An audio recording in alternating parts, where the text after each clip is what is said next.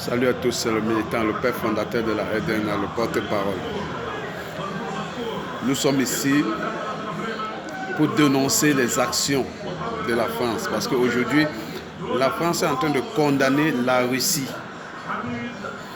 La France est en train de condamner les actions de la Russie. Pourtant, la France et les États-Unis, à eux seuls, ont exterminé plus de 1 200 000 personnes en Irak.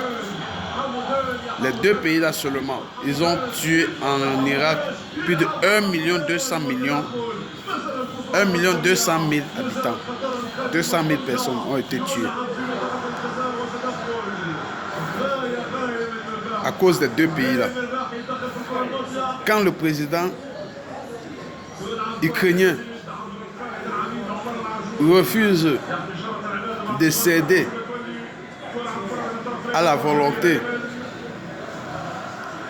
de Poutine, pendant ce temps, il sacrifie son peuple. Son peuple est en train d'être exterminé.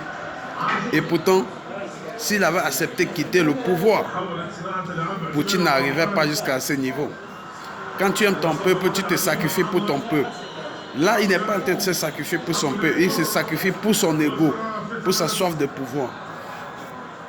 Mais en aucun moment, la France ne rappelle ça aux gens. Mais quand ça s'est passé en Afrique, c'est-à-dire en Côte d'Ivoire, on nous a fait comprendre qu'en Afrique, les Gbagbo et autres, c'était des dictateurs. Parce qu'ils ne veulent pas lâcher le morceau et ils ont perdu les élections. Et leur peuple, ils sont en train de sacrifier leur peuple. Il y a eu plus de 3 000 morts, voire 4 000 morts en Côte d'Ivoire. Mais je pense que quand vous arrivez au pouvoir et que vous savez que votre peuple peut être sacrifié parce que vous êtes au pouvoir, si vous aimez vraiment votre peuple, vous pouvez lâcher le pouvoir. Tout simplement parce qu'on veut sauver des vies.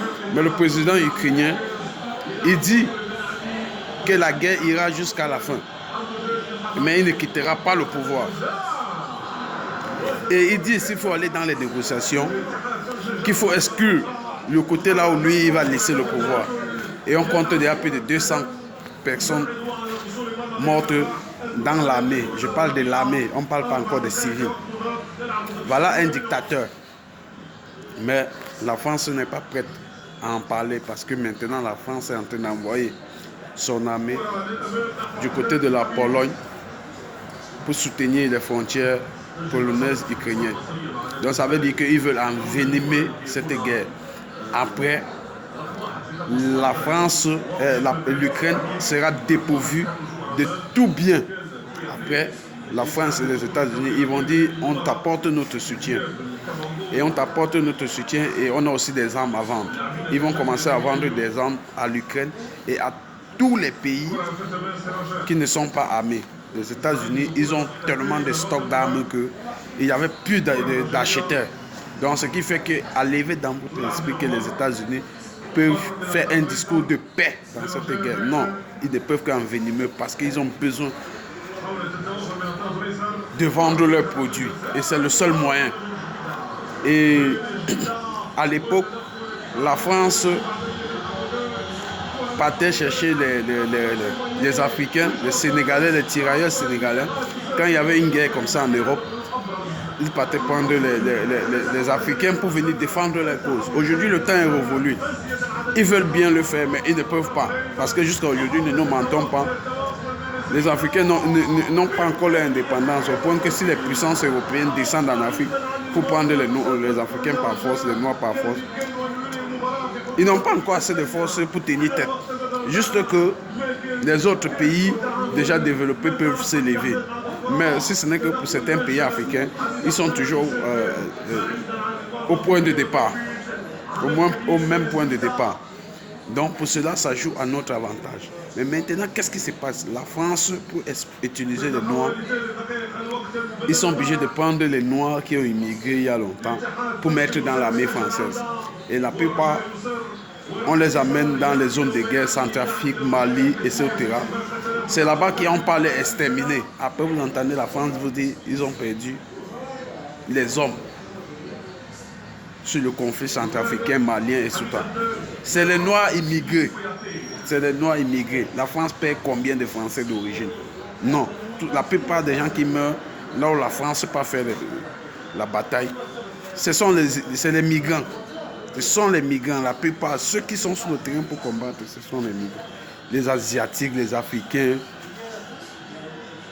l'Amérique latine, ceux qui migrent en France, c'est eux que la France prend pour mettre dans leur armée qui ira représenter la France en Afrique. Parce que là-bas, vos vies ne sont pas comptées. Parce que la preuve en est, ici, en Pologne, là, ils ont envoyé 500 soldats. Il n'y a aucun Africain là-bas, il n'y a aucun migrant là-bas. C'est typiquement des Français. Parce qu'ils savent que c'est une guerre qui n'ira nulle part. Ils se déplacent juste pour remplir les formalités. Mais il n'y a pas de guerre que la France va provoquer. Mais ils savent qu'en Centrafrique, au Mali, au Burkina Faso et autres, là-bas c'est la vraie guerre. Les gens seront abattus. Et ils font une sélection de qui il faut sacrifier. Ils prennent les migrants pour aller sacrifier. Donc, ici, je vous fais comprendre que l'enjeu du conflit Russie-Ukraine est un conflit que l'Union européenne peut éviter. Mais pourquoi ils n'évitent pas? Parce qu'ils ont mis tout leur espoir sur leur grand chef. Le grand chef, c'est les États-Unis. Et les États-Unis, eux, leur intérêt d'abord, avant tout, ils ont plus de 400 millions d'habitants. Et c'est un pays que le niveau de vie ne doit pas aller en dessous de celui qui est là. Ça doit juste grimper.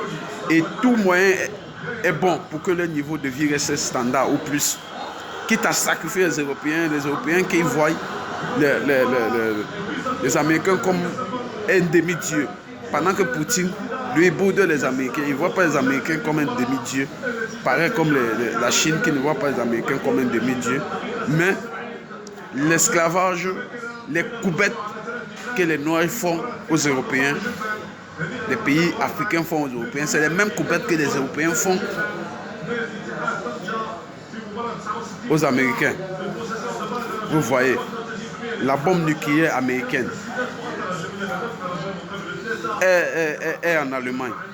La base militaire américaine est en Allemagne.